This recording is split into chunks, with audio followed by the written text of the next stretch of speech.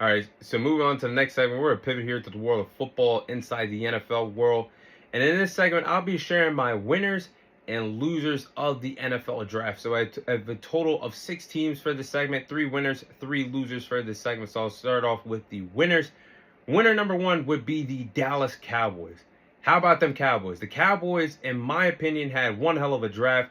From a bizarre offseason that we see Mike McCarthy get released by the Dallas Cowboys, former head coach of the team, only to do an hire of Brian Schottenheimer as our next head coach in what we always go through, a lazy offseason.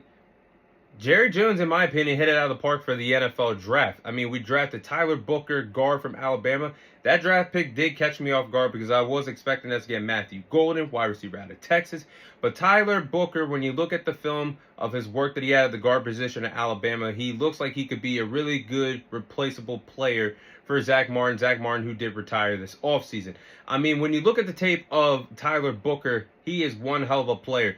And I looked at his pass blocks. He only allowed 1 sack and 970 pass blocks at Alabama, being an SEC player.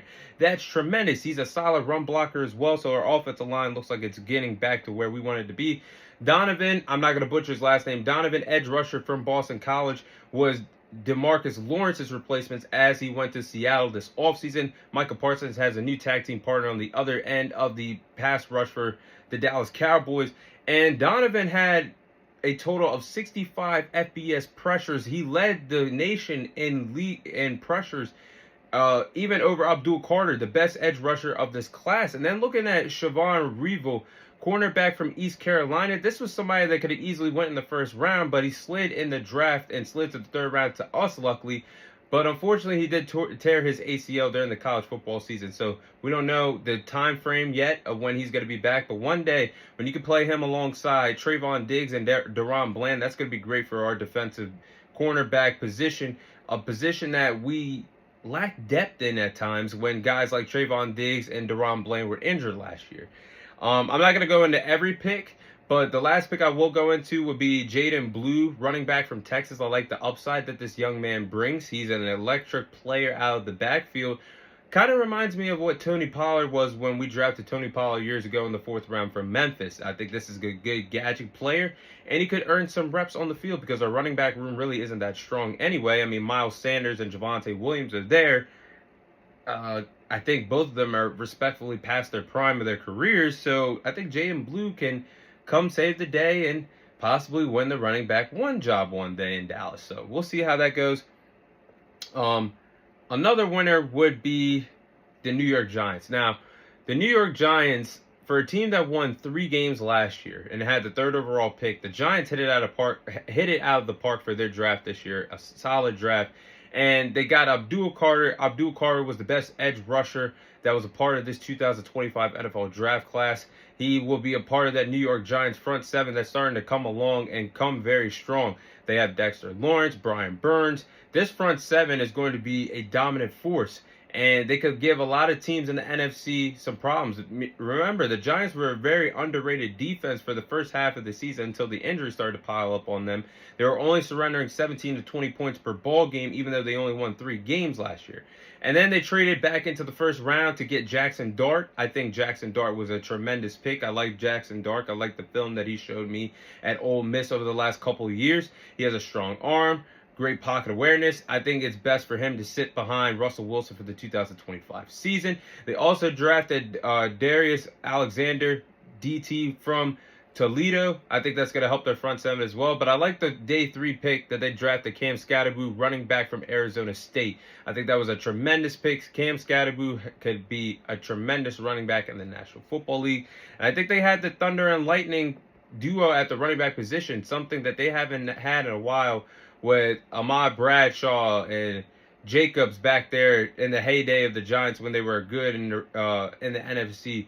But I think they have a Thunder and Lightning duo at the running back position, that they just have Cam Ward as Thunder and Tyrone Tracy as Lightning. So I like the combination of backs that they have in New York. But I think the Giants hit out of the park. They're winners on my list. And last but not least, the final winner would be the Carolina Panthers. I think the Carolina Panthers had one hell of a draft as well.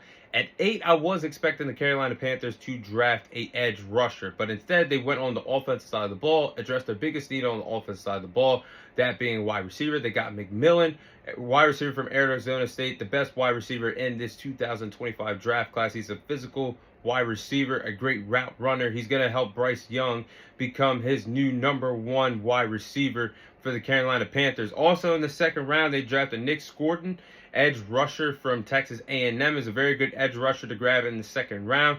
They also got Princely. Again, I don't want to butcher his last name, but Princely, edge rusher from Ole Miss.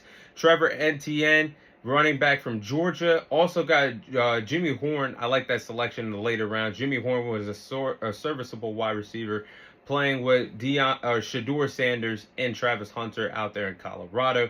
So I think the Panthers put it together and had one hell of a draft. So they're winners on my list. Now let's get to the losers here.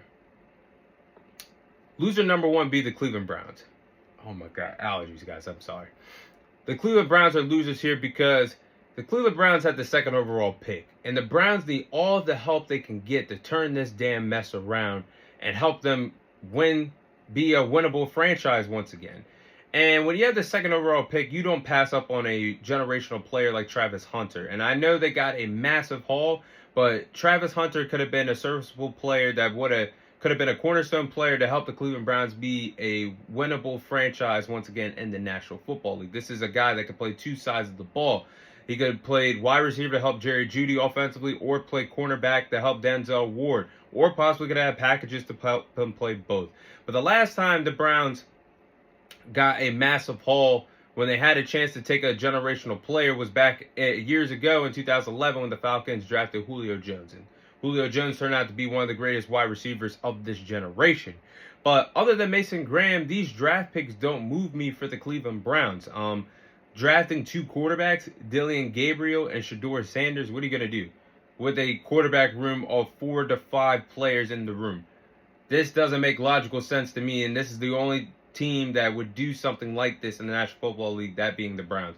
Why would you draft a quarterback in the 3rd round and then go draft a quarterback in the 5th round when you're not addressing needs like receivers and other needs that this team needs if they want to be a legitimate team in the AFC North, let alone the AFC Conference, let alone the NFL once again? So they're losers on my list. They got a haul for 2026, but don't you want to win now? Why are we going backwards instead of forwards if you're the Cleveland Browns? But as I digress, next team will be the New Orleans Saints. Now, other than Calvin Banks, offensive lineman from Texas, I think the Saints deserve a C- letter grade for the draft. And knowing that Derek Carr has a serious shoulder injury, he can miss a big chunk of time for 2025 or miss the entire duration of the NFL season. And the layup pick was there in the 2nd round to draft Shedeur Sanders. I'll get to that later on in the episode. But instead, you drafted Tyler Shough, quarterback from Louisville, who played 7 years in college football and is injury prone, has had 2 to 3 year-ending injuries. And I don't know. Nothing moves me for the Saints for this draft other than Calvin Banks. Another loser, the final loser, would be the San Francisco 49ers. Now, I feel like most of their picks were honestly reaches. They have potential, but I feel like most of their picks were reaches. And I don't think most of these picks elevate this 49ers team, a 49ers team that is supposed to be elevated back into the conversation for being a heavyweight contender in the NFC with the Detroit Lions, the Philadelphia Eagles. I'm not seeing that, and the Washington Commanders. I'm not seeing that after this draft with the 49ers. Now, Mikael Williams, edge rusher from Georgia, was a little bit of a risk at 12. I mean, I think he's a project pick. I think he's going to be good at stopping the run, but as an edge rusher in the National Football League, it's going to probably take him 2 to 3 years to get to that level that the 49ers would like.